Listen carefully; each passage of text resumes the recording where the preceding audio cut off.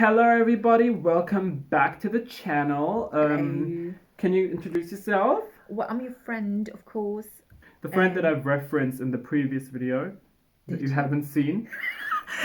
I love to be a supportive member of this channel. Well, I'm aishwarya. Do you even have the notification bell on, bitch? Today we will talk about, rant about, it ends with us by Colleen Hoover. The disclaimer, we will absolutely spoil every and last thing of it. And to be honest, you're not missing out. You should be glad, actually. Yeah, I mean, some other booktubers recently kind of praised this book for... Everyone. For saying that it's kind of like a great storytelling or whatnot. And hey, to each not their the own. subtweet. Too many italics. To each their own, I guess. We will absolutely spoil every last bit of this book, so if you really do want to read this, first, why? Don't be fooled by the Goodreads reviews. Don't know what these people were on. It has an average rating of 4 point something. Absolutely not It's a bestseller. It's a bestseller. But what isn't? Now, before we're going to start talking about the book, I want to get your raw reaction to quotes or like scenes from the book. I did read the whole book, just making sure, but it's been a while, and I repressed most of it because I had to. It was just so bad. Okay, so to set the scene, so we have Lily Blossom. You just stop. I forgot about her name. Lily Blossom Bloom. Of course, she becomes a florist, and Ryle Kincaid.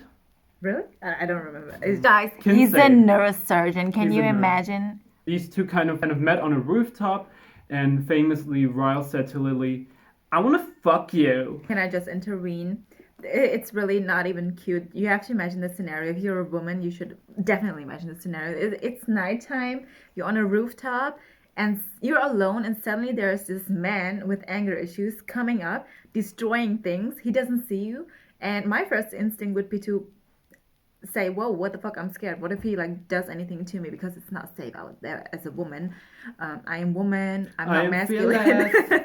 I was anxious. Divine. But this book just does not go that way. It's very weird actually, because they start talking on a rooftop, and 10 minutes into the conversation, this guy is like, I want to fuck you. Fuck you. But Lily, of course, kind of put her principles forward and said, you know what, no. But they did make out. They couldn't fuck, so later on, Prince Charming went all the way, looked in all the apartments in Boston, in that skyscraper building or whatever, and looked for her, and then begged her on his knees to please fuck him just once. I'm gonna read you the begging now. Oh no! Oh my god! I need your raw reaction to the begging. He's pacing my living room, talking frantically with his hands. I want to fuck you. Please. Do you hear that? For the past week, I haven't been able to get you out of my head. I don't know why. Oh wait, he's British. I don't know why. At work, at home, all I can think about is how crazy it feels when I'm near you. And I need you to make it stop, Lily. He stops pacing and faces me. Please make it stop. Just once. That's all I take, I swear. Just jerk off. And then in response to that, Lily says the following, and I really want you to, be honest how you're feeling about this. I'm getting PTSD from this. You say this will make it stop, but I'm warning you right now, Ryle. I'm like a drug. If you have sex with me tonight, it's only going to make things worse for you. But once is all you're getting. I refuse to become one of the many girls you used to.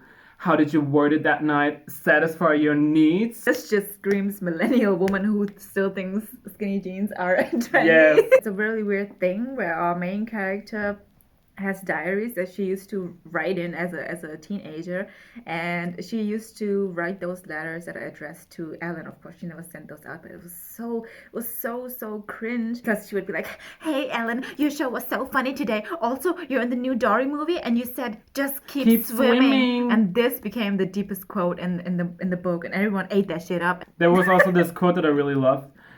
Where she was talking about the voice of a guy from her childhood that is going to be important later on.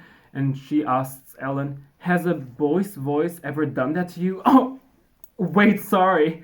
Has a girl's voice ever done that to you? This is not a joke. This is on some page in this book.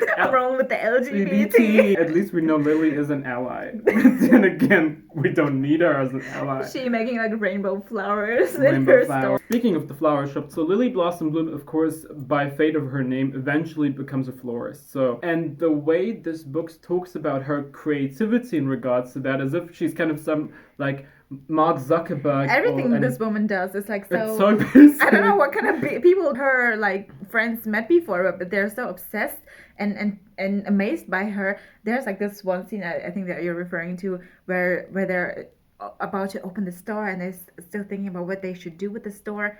And I think she says something like, I don't want regular flowers. I want to sell black flowers. Black flowers. Yeah. Like she wants to go the opposite way. Like I want a flower shop for people who hate flowers.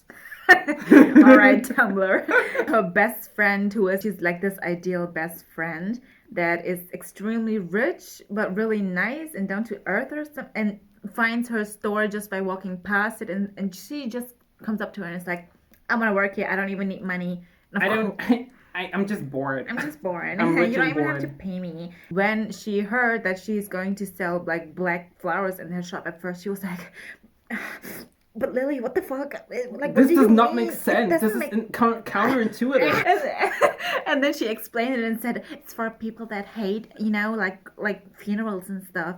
And then Alyssa freaks out and is like, you're so brilliant.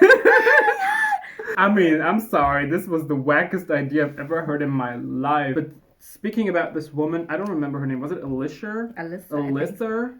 Yeah, a lizard. A lizard? Alyssa is, by Alyssa. the way, main protagonist's sister. So not only Exactly. Yeah. So that's when Alyssa kind of goes into this flower shop. That's sort of how the neurosurgeon and Lily reconnect. Because, of course, In the whole Boston. in the whole of Boston, the small town of Boston. And I'm actually fine with shit like this. Like, Yeah. we're both Indian. Like, we grew up with Bollywood. This Really doesn't necessarily... dramatic shit, yeah. this doesn't necessarily faze us in that way, but it was, at that But point, of sort course it's going to happen. Yeah, exactly. Of course. It was getting too much. We get reintroduced to Ryle, and Ryle and Lily, of course, finally kind of have sex. They finally get together, and they finally start dating. Of course, Lily is the first girl that he's ever wanted dated, and he never wanted to date girls next to his work because he's just not a person who can have a relationship, but Lily just changes everything.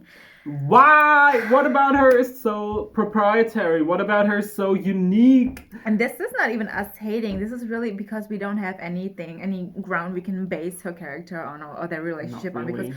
all they do is they meet and they fuck. They meet and they fuck. They meet and they fuck. And it's like, With that said, if we're talking about the sex, I was kind of going into this book expecting this to be like smut. I kind of feel like was the perception I got from BookTok, that you had a totally different perception of it. I wasn't on TikTok anymore at that time, so I only knew that a lot of people recommended this book, and I just saw this cover and I was like, this is a very beautiful cover. It's like a lot of flowers. It's the deep because the title. flowers are shattered. Oh my god. Oh my god. Maybe that's why you don't like it. You're not getting it. I am not getting it. That is kind of like a love triangle where it's more complex. I don't know if it's that clear, but our protagonist, Lily, used to be in love with a guy named Atlas, who was homeless, of course, very random, but he was homeless at the age of 15, and she basically took care of him, gave him food, nurtured him, and they fell in love. They had the first experiences together and everything else. And then he goes to live with his uncle. So he goes to the military, whatever. They lose sight of each other. Years pass and she meets Ryle. And of course, once she meets Ryle and she lives in Boston, she also reconnects with Atlas because he works at the restaurant that they have their first date with at. And, Of course. Yeah, and you would think that Atlas would be this really important character that takes a lot of place. But I felt like even though he had a significant role, as if he was almost not there, as if he had no significance. I actually liked his character. It was the only character that I liked agree. because it I agree had with that. depth. He was interesting, but he almost never came up. He was just this arc or this hero. I'm in an abusive relationship and I wish someone would help me out of here, or this perception that people have that people can love you out of a bad situation. Well, talking about that, the big twist of the book kind of happens around the middle, I think. Well, we have endured like 100 or so pages of the most Cringe-worthy sex scenes. Yeah, the most boring relationship ever. One sort of very fateful date Ryle pushes Lily. Yeah, the context is basically that they're cooking and they're wine drunk, I assume. He's a neurosurgeon, so his hands are very important, and we all know that he's a neurosurgeon because this comes up in every sentence.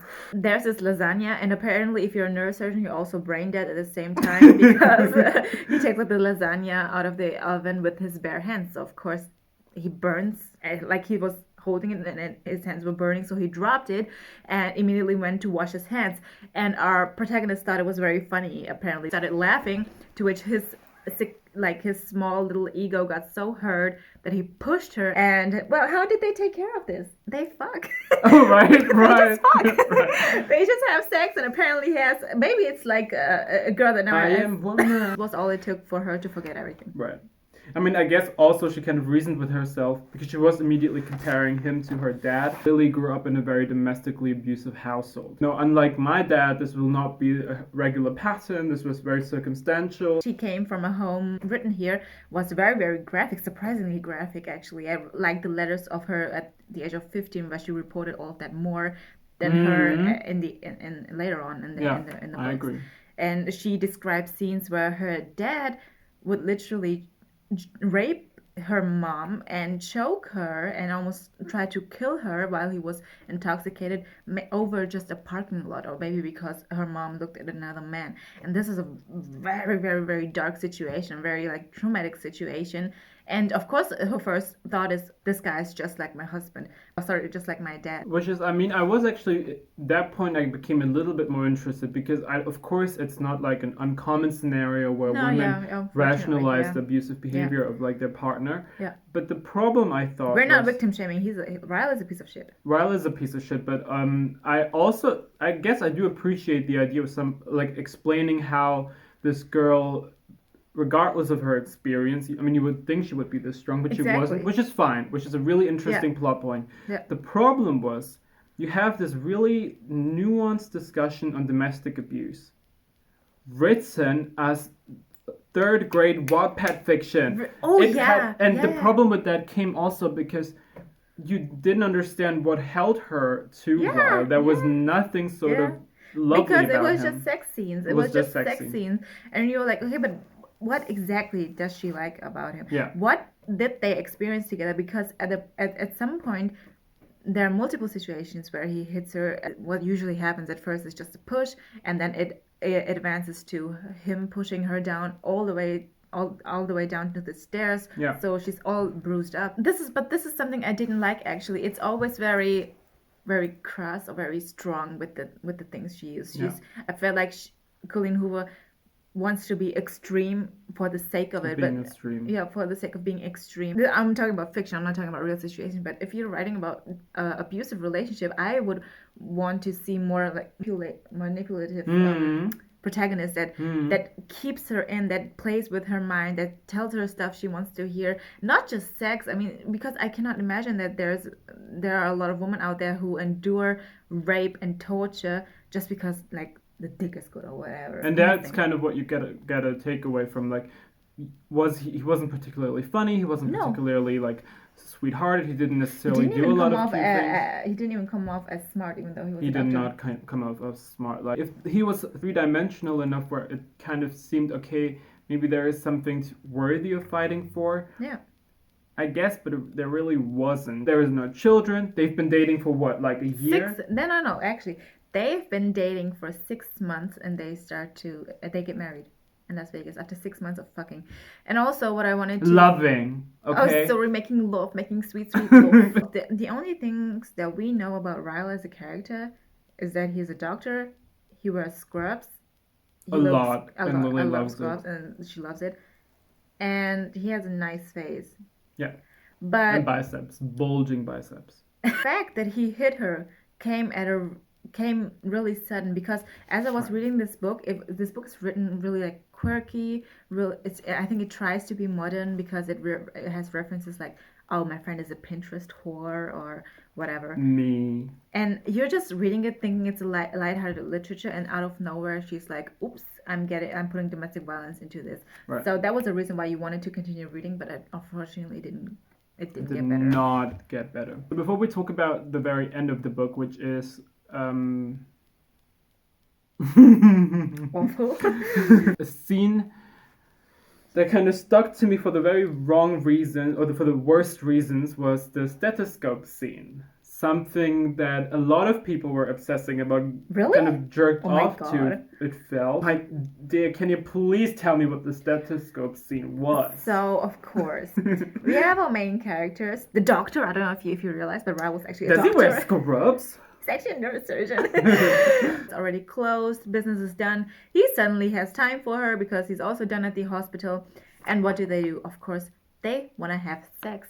So it's not like they just kiss each other and then make love to each other and it's like this really romantic scene. No, they start kissing. And he's still wearing his scrubs and his stethoscope. So he took his stethoscope and held it to her heart. And he said something along the lines of, if your heartbeat doesn't rise all up until, I don't know, 150 or something, I'm not putting this dick inside you. So you have to have like a rating heartbeat until I penetrate you or whatever.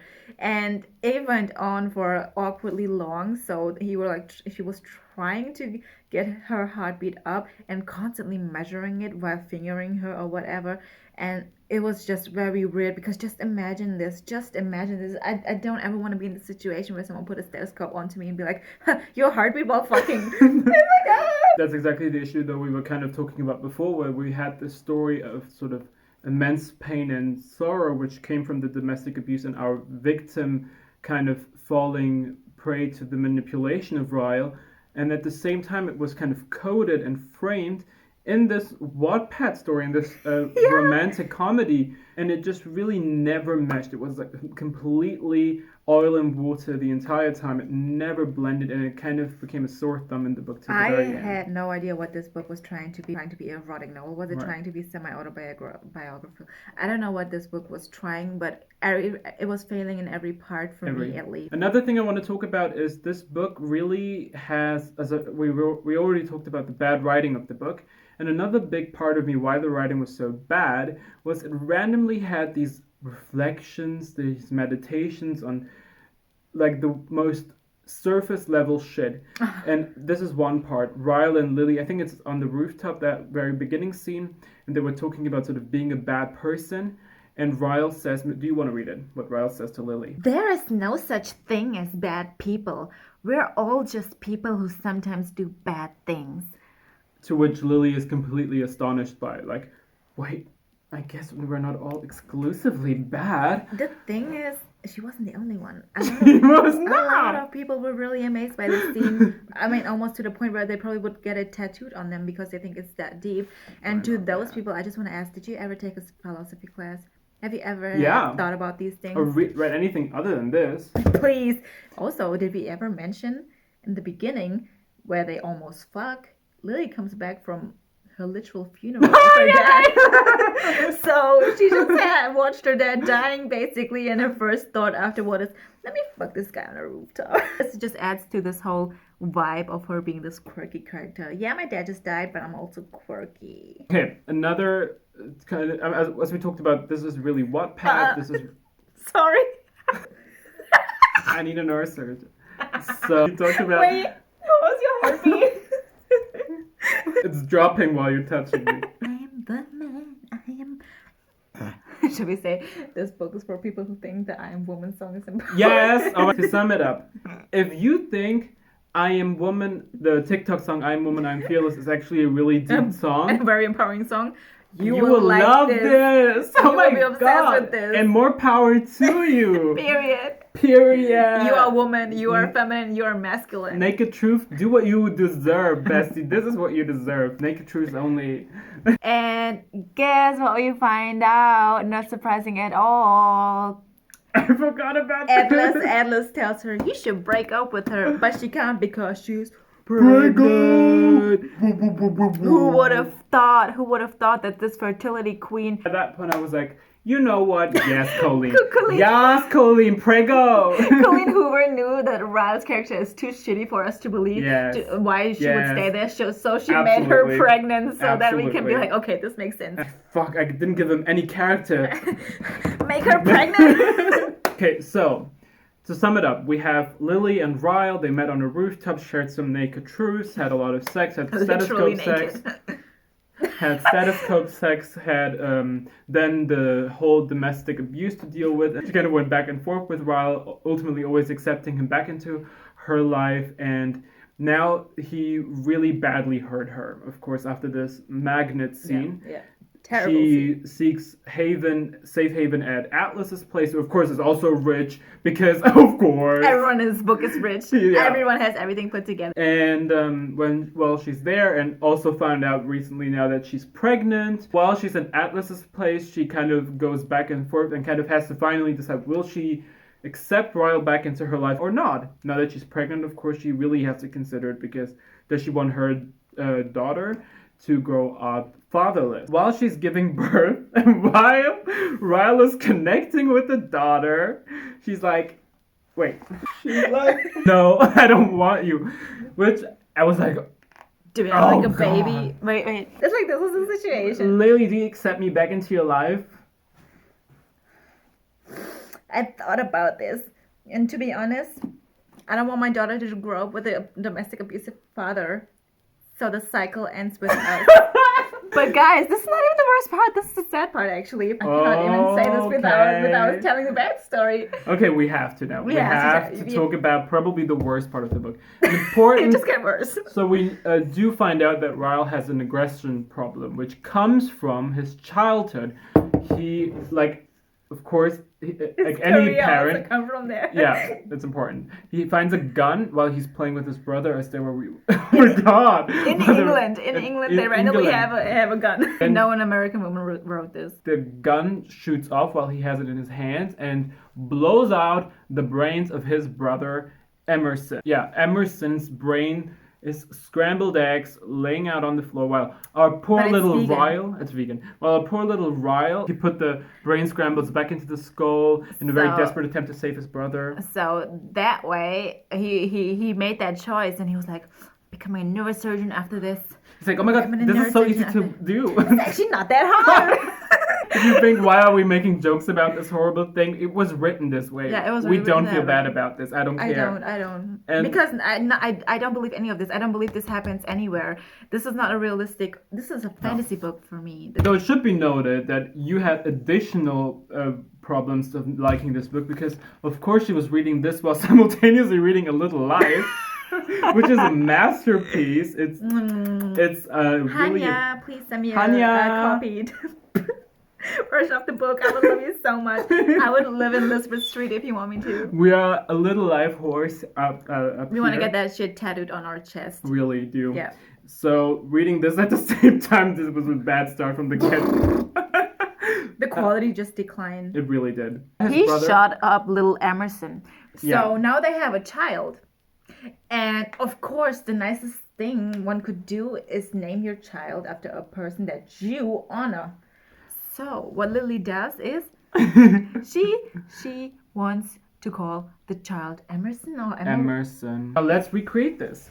I'm now, like, let's say I'm Emerson. I'm little Emerson. No, I'm little Emerson. Oh, yeah, actual Emerson. I'm Emerson, and I'm like, I don't know, 6, and I'm gonna ask you a question. You're Lily, all right? Mother, where does my name come from?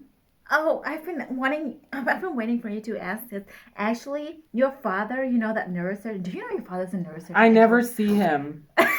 Atlas is my daddy. Yes, he's also my daddy. Anyways, so your other dad, his stepdad, like in the pornos, you know, his stepdad, he's a neurosurgeon. Right. He shot up Emerson, his little brother, and he felt really bad about it. And then he also molested me and hit me. He has anger issues. I don't know why I stayed with him, actually. So anyways, yeah, that bitch was called Emerson, and I just thought, you just look like a dead guy. You look brain dead. You look like you have nothing inside your head. You know what? That is horrible. But you know what? I'd rather go by that than by my second name, Dory. Dory, by the way, because they used the sentence, just keep swimming, because of Ellen. It makes sense. The poor boy is like... I'm already bullying him.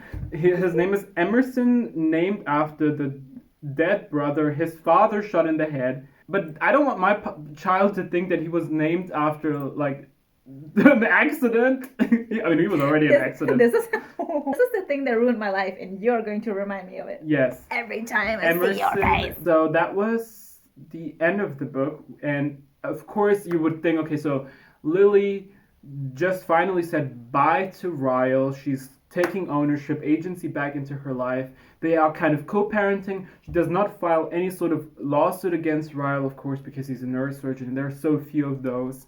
So he gets away without any sort of punishment. I mean, I just feel like with all the things he did, the punishment was nothing in the book. Really weird. And his dilemma was that he couldn't touch Lily anymore. This was really the hardest part that they had.